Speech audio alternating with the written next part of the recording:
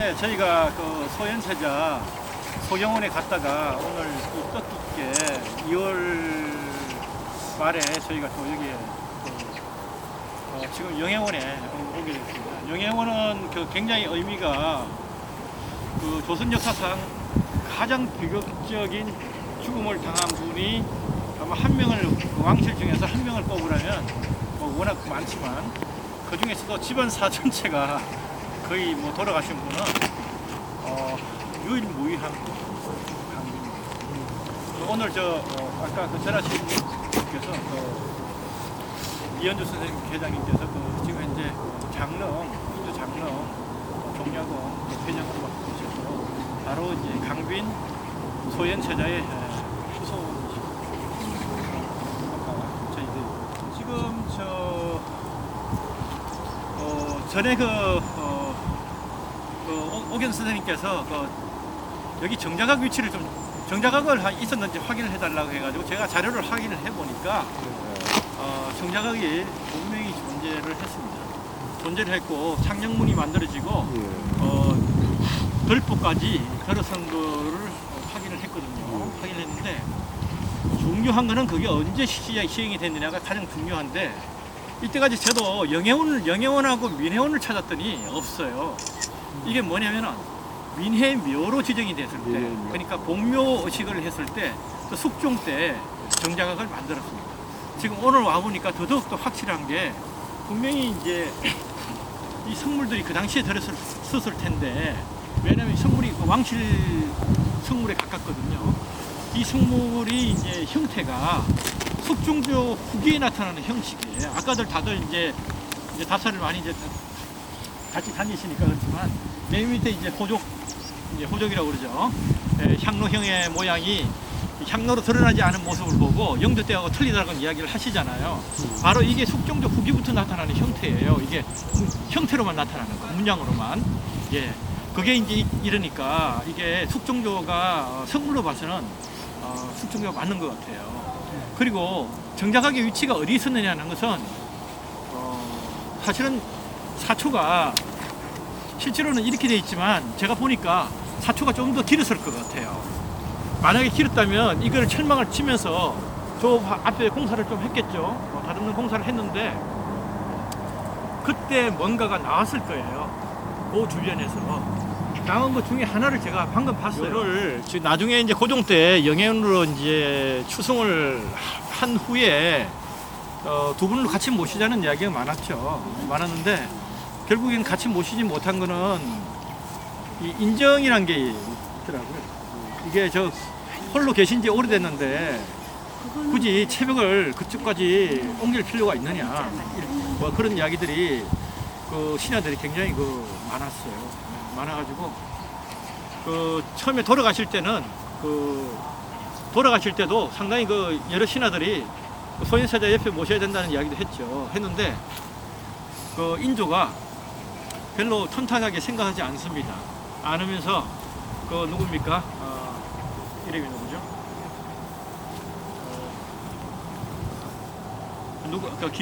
김자점? 김자점이 그런 이야기를 해요.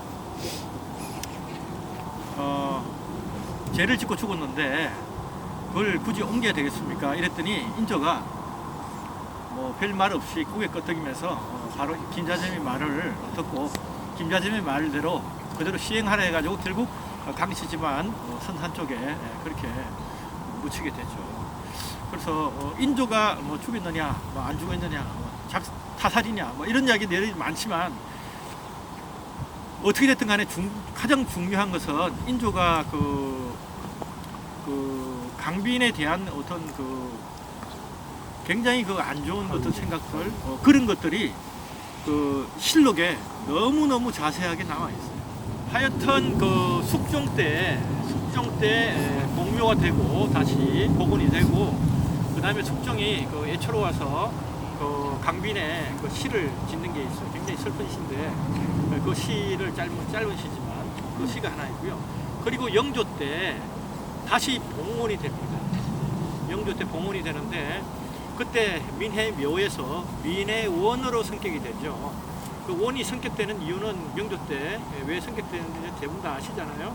그 숙빈 최씨의 그 어떤 그 추승을 위한 방편으로 원이 성격되는 그 과정에서 원이 성격되고요. 영주 고종 때는 고종 초기에 이런 추승을 통해서 다시 한번 왕권을 강화하기 위한 방법으로 고종 때 또 추승이 대단하게 이루어집니다. 그때 세자 세손들의 그 오이소묘라든지 어령원 같은 거, 문효세자 이런 거 등등이 대부분 다 추승이 되는데 그때 민해원이 너무 슬프다.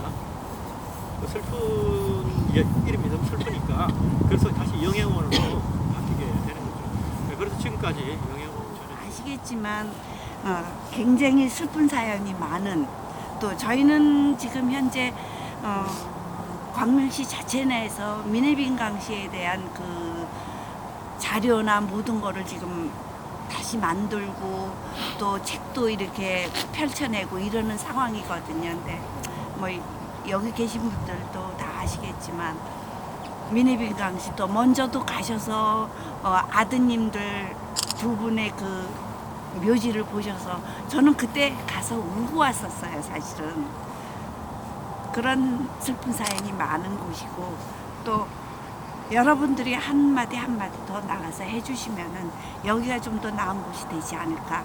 뭐 다른 거는 제가 말씀은 못 드리겠고요. 또 다 알고 계실 거라고 또 생각하고 그렇게 이제 마무리를 하겠습니다. 나머지는 회장님이 좀 해주세요. 오줌 싸는 걸 보고 왜 후손들을 이렇게 많이 낳게끔 하려면 그런 것도 있잖아요. 그래서 그래 요강에서 오줌 싸는 걸 보고 택해 때는 그런 말도 있어요. 그런데 이제 민해빈강시 성격이 남자 도리어 소현세자보다는 뛰어나셨던 분이고, 또 소현세자가 그러니까 다른 한 분 세자빈으로 될 그분하고 사이가 더 좋았다는 이야기가 있거든요. 그래서 처음에는 사이가 좀 나빴는데 심양에 끌려가면서 아마 사이가 더 좋아지고 돈독해졌던 것 같아요. 근데 이제 뭐 기록에는 소윤세자가 좀 심약했고 그랬다는데 아니라는 얘기도 또 저희들 들었거든요. 그거는 본인이 제 청나라에다가 들어가기 싫어, 조정에 들어가기 싫어서 자꾸 회피하려고 복림대군을 보내면서 그렇게 아픈 척을 했지 않았느냐 이렇게 얘기하시는 분들이 계세요. 그래서 그렇게 많이 아프지, 그러니까 건강하지 않다는 건 어떻게 보면은 신용을 했을 수도 있다고 이렇게 보는데, 어쨌든 오늘 이제 많이 보니까 농사를 잘 지니까 이제 잡아갔는데 무려 50만 명을 잡아가요. 이 중에서 약 한 10만 명은 돌아온 걸로 생각이 들어요. 그래서 이제 많은 사람들이 특히 있는 집 자제들은 더더욱 잡아갔죠. 돈이 되니까. 그래서 그 사람들을 이제 목에 줄을 매고 손에 줄을 매고 이래가지고 잡아갑니다. 50만 명을 끌고 잡아가는데 그 끝이 안 보였답니다. 끝이 안 보였다는데 끝이 안 보인 요 기록은 여러 군데 많이 남아 있어요. 실록에도 있고 성정원 일기에도 있고 여러 군데 많이 남아 있어요. 있는데 이 사람들을 이제 한 달에 한 번씩 이렇게 공매를 합니다. 이제 단을 만들어 가지고 그 중에 우리 로마 영화 있죠. 로마 씨 보면 얘 등판이 어떻고 이래가지고 나와요. 키는 얼마고 얘는 쌀을 갖다가 얼마나 들 수 있고 이런 쭉 이야기가 나오는데 그 중에서 이제 그 민해빈강시가 이 사람들을 사요. 왜 사느냐? 그 당시 청나라 사람들하고 이제 협의를 하기 위해서는 돈이 필요했던 거죠. 그래서 조선한테 유리한 쪽으로 많이 이제 그걸 하다 보니까 상당히 많은 그 농지를 갖다가 개간을 하게 됩니다. 이 개간할 때 그 청나라 사람을 쓰지를 않고 조선인을 쓰는 거예요. 잡혀온 조선인을 써서 이 사람들을 제한을 시키는 거죠. 그런 방법을 썼던 거죠. 근데 이것이 마침 이 사람이 공부는 안 하고 거기 세자가 가더라도 세자 공부를 가르치는 시강원 직원들이 따라갑니다. 따라가는데 시강원을 피하고 공부를 안 하고 이 사람들하고만 어울린다, 이런 이야기를 막 해요. 또 하나는 이제 분조 이야기가 나옵니다. 분조란 것은 광해군이 이제 세자잖아요. 그리고 선조가 인진해란 일이 일어났을 때 내가 죽더라도 네가 하나의 조를 일으키라. 그걸 그래서 네가 하나의 어떤 그 제2의 왕이다. 이래서 분조를 하는데 심양에서 잡혀갔을 때는 그 인조 생각은 분조가 아니라고 생각을 했지만 청나라 사람은 틀리죠. 멀리 조선에 와가지고 인조하고 그 얼굴 맞대면서 뭐 얻을 수는 없잖아요. 이번에 뭐 여자를 몇 명 더 달라, 그 다음에 쌀을 얼마 더 달라 할 수가 없잖아요. 말을 그걸 가지고 이제 주로 이제 소현세자에 있는 심양관에서 협의를 하죠. 용굴대가 심양관 굉장히 자주 찾아옵니다. 용장이라고 그러지만 그래서 여기서 협의된 사실을 가지고 다시 함경도 뭐 관찰소 해가지고 평안도 관찰소를 통해서 다시 조선에 오죠. 그때 이제 굉장히 인조가 기분 나빠하죠. 얘는 꼭 내가 생각하는 것보다 더 많이 달라고 한다. 근데 그 도대체 얘는 뭐 했냐, 소인세자는 뭐 했냐, 이런 핀찬을 많이 주는 거죠. 그런 게 쌓여가지고 이 몇 가지 조건에 의해서 강빈이 더더욱더 공경에 빠집니다. 소인세자가 죽고 난 다음에 어떤 더 이상 막아줄 사람이 없는 거죠. 그래가지고 결국에는 사야까지 죽게 받게 됩니다. 거든요. 영의정을 6번을 하실 정도로 굉장히 뛰어나셨던 분이고요. 이원익 선생님 때에 굉장히 많은 일이 있었어요. 저희의 임진왜란도 있었고 이괄의 난도 있었고 가장 그게 모든 게 있다 보니까 이원익 선생님이 나이가 드셔서 일을 그만두시고 물러나셨다가 다시 들어가는 게 반복이 되다 보니까 6번 정도를 하셨거든요. 그래서 이곳이 이원익 선생님의 고향이나 아니면 태어나신 곳은 아니에요. 태어나신 곳은 서울의 천달방이라고 지금 서울대학병원 건너편 그 이대 부속병원 그 뒤쪽으로 있는데 그쪽에서 태어나셨고요. 이곳은 선산이 있던 곳이라서 말년에 이곳에 내려오셔서 한 9년 정도 사시다 돌아가셨어요. 그래서 굉장히 이분이 우리나라에 이제 펼치신 일이 굉장히 많으시고요.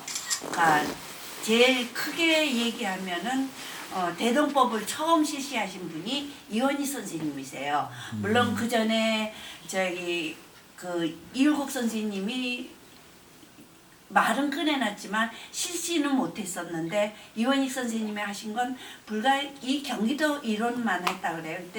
그때 당시는 양반들의 반대가 너무 심해가지 못했다. 나중에는 전면적으로 실시를 했지만 나중에 근데 이원익 선생님이 참 사람들한테 참 많이 알려지지 않았어요. 그러니까 그렇게 영의정을 많이 하시고 청명리에도 들어가신 그런 분인데도 불구하고 알려지지 않은 건 이분에 대해서 논문을 쓰신 분 말씀으로는 제자를 발굴을 안 하셨다 그래요. 그러다 보니까 사람들한테 많이 알려지지 않았고 또 어떤 분은 또 이렇게 말씀하시는 분들도 계세요.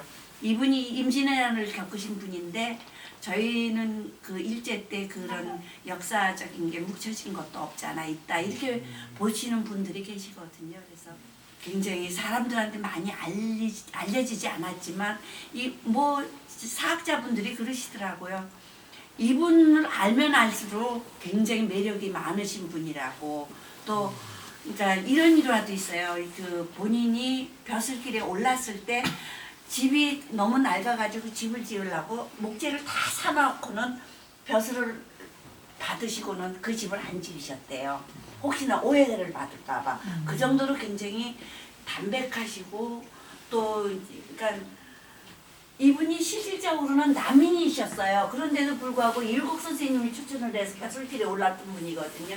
그 정도로 그 당파 싸움에도 많이 휩쓸리지 않고 그렇게 하셨던 분이셔서 이제 이곳에는 지금 이렇게 박물관 이분의 유물과 후손들의 유물이 전시가 돼 있고요.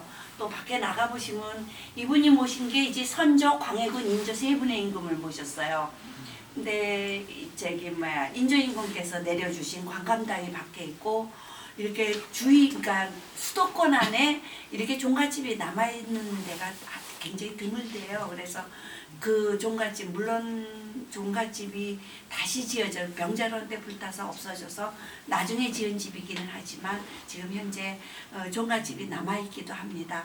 이곳에는 지금 여기에는 지금 이원익 선생님 유물이 남아있어요.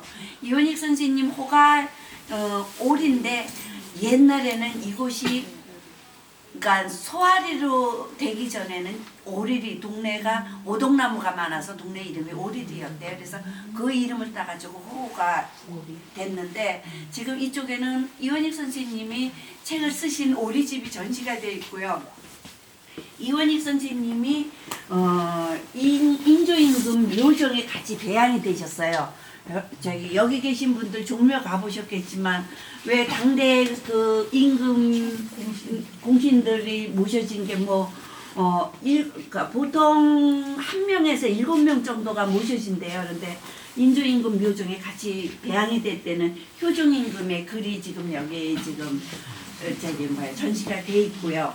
그리고 여기에는 지금 광감당이라는 현판이 있는데 이거는 병자호란때 불타서 누가 썼는지는 남아있지를 않아서 지금 그 이후에 지금 붙여진 그 현판이 남아있고요. 이쪽에는 이원익 선생님 77세 때 그 기로소라는 곳이 이제 저희들 알죠. 거기서 나이 많은 분들 잔치도 베풀어 주시고 그러는데 그곳에서 임진의 날 이후에 처음으로 베풀어진 게 이원익 선생님이셨대요. 그때 당시에 기록과 이제 그때 지팡이와 의자를 하사를 받거든요. 그래서 거기에 있는데 지팡이와 의자는 현재 남아있지 않고 병자호란 때 불타서 없어지고 기록만 남아있어서 지금 현재 전시가 되고 있습니다. 그리고 이쪽에 보시면은요. 이원익 선생님의 영정이 우리나라에 6점이 지금 현재 남아있어요. 근데 이제 2점은 하나는 영주 소수서원에 거기에 모셔져 있고요. 하나는 용산 국립박물관에 모셔져 있어요. 그리고 이곳에 4점이 있는데 2점은 미안성으로 남아있는 거고요. 현재 남아있는 영정이 지금 2개인데 저쪽의 영정은 이원익 선생님이 호송공신지 녹혼을 받거든요. 거기서 그 받을 때 아마 그 기념진에 받은 그림이고요. 요쪽에는 이원익 선생님이 평양 감사로 가 계실 때 서리들이 그 스님한테 부탁해가지고 그린 그림이래요. 근데 생사당에 그려져 있던 모셔져 있던 걸 생사당이 웬 말이냐 그러고 띄어가지고 오셨다 그래요. 그래서 이렇게 2점이 있는데 저쪽은 2005년도에 보물로 지정이 됐어요. 1435 보물로 지정이 됐고 이쪽은 지금 중간에 이게 도리어 더 역사적 가치는 더 많대요. 근데 중간에 후손들이 만져가지고 그러니까 다시 자꾸 망가지니까 그걸 만져가지고 못 됐는데요. 저는 이 영정을 설명을 드리면서 회장님한테 다시 한번 이 영정 먼저 오셨을 때 저한테 가르쳐 주신 게 있어서 지금까지도 써먹고 있거든요. 그러니까 그걸 좀 다시 한번 좀 설명을 해주시면 좋겠다. 저 기억이 잘 안 나는데 말씀하시면 제가 보태겠습니다. 이 그림에 지금 현재 손이 나와 있는데 손톱이 뾰족해요. 그건 불교식으로 그렸기 때문에 이원익 선생님 손톱이 뾰족했던 것이 아니라 불교식 스님이 그린 그림이라 불교식으로 그려서 손톱이 뾰족하게 돼 있어요. 그리고 보통 영정은 손이 가려져 있는데 여긴 손이 나와 있어요. 그리고 부채와 관대에 손을 얹었던 것, 우리 회장님 말씀으로는 임금님께서 하사하셨기 때문에 그걸 강조하기 위해서 했지 않았겠느냐. 그렇게 말씀하셔서 전 이 영정 설명할 때 항상 그걸 써먹어요. 특이하니까. 네. 지금 저 허리 차고 계신 거는 관대는 야자대예요, 야자대. 저 뒤로 빠진 할 때는 야자처럼 빠지기 때문에 오조사 야자처럼. 돌아가시기 전에 당신 묘소를 절대 풍수지리를 보지 말고 묻어달라 그랬대요. 근데 풍수지리를 봤다는 후손들이 풍수지리를 나중에 봤다고 그러더라고요. 근데 어쨌든 그거를 강조하시고 돌아가신 글이 지금 전시가 돼 있고요. 요게 지금 현재 지금 사진으로만 지금 신도비예요. 근데 그때 당시에는 아마 그 대리석이 좀 많이들 대리석 가지고 그 신도비를 많이 만들었던 것 같아요. 이쪽에도 그 아버님 그 묘가를 갖다가 저렇게 대리석으로 해가지고 많이 마모가 되고 망가졌거든요. 근데 이현희 선생님 저 신도비 똑같이 저렇게 많이 망가져서 지금 보호각을 만들어가지고 지금 모셔져 있습니다. 대리석인가요? 예.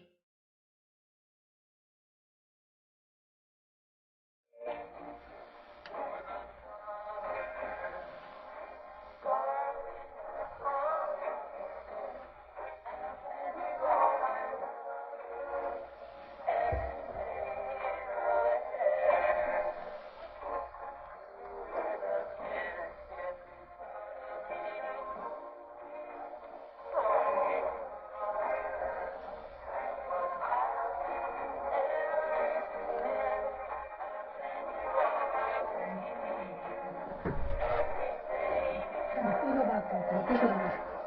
아, 뜯었다.